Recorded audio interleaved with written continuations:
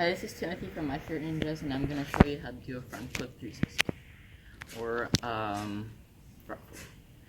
So, how you do it, first you need to know how to do a front flip, and also a 360. So, front flip.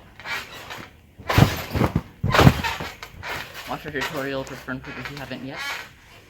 And 360. Shouldn't be too hard. So, to do the front flip 360, you need to throw your arms up and to this side, and make sure it's the right side. Like your if you turn left, then put your hands left.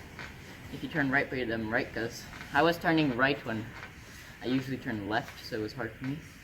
But now I realize, so careful about that. Makes it much harder if you turn the wrong side. So throw up and to your left or right, whatever you're used to. And that's basically all there is to it. You can just try to turn completely and land it.